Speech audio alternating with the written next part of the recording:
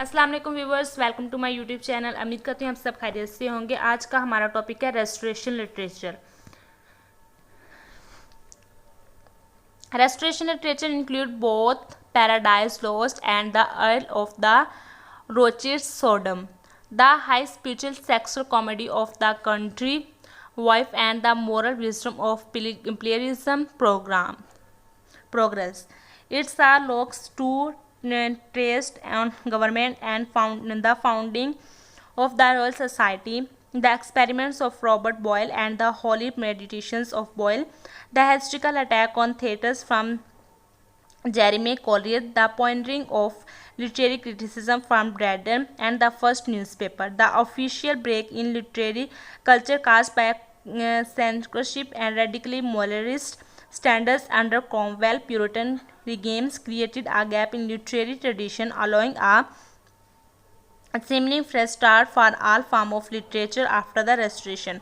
During the intrigue, the royalist force attached to the court of Charles I went into exile with the 20-year-old Charles II. The nobility who travelled with Charles II were therefore locked for over a decade in the midst of the content literary sense. Charles spent his time attending play in France, and he developed a taste for Spanish play. Those nobles living in Holland began to learn about mercantile exchange as well as the tolerant rationalist prose debates that circulated in that officially tolerant nation. The largest and most important poetry form of era was satire. In general publication of satire was done anonymously. There were great dangers in being associated with the satire. On the one hand, defamation's law was a wide net, and it was difficult for a statistic to avoid prosecutions if he were proven to have written a piece that seemed to criticize a noble. On the other hand, wealthy individuals would respond to satire as often as not by having the suspected poet physically attacked by ruffians. John Dryden was set upon for being merely suspected of having written the satire on mankind.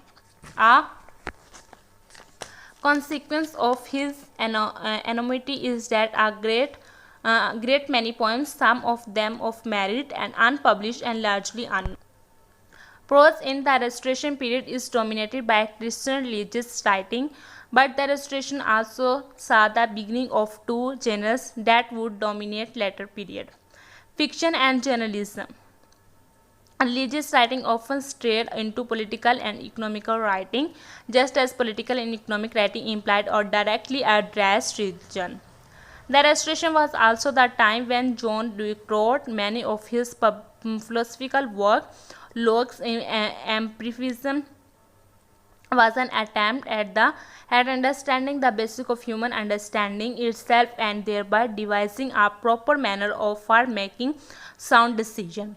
This same scientific method led Locke to his three theses on government, which later inspired the thinker in the American Revolution. As with his work on understanding, Locke moved from the most basic unit of society toward the more elaborate, and like Thomas Hobbes, he emphasized the plastic nature of social context. For an age that had seen absolute monarchy overthrown, democracy attempted, democracy corrupted, and limited monarchy restricted, only a flexible basis for government could be satisfying.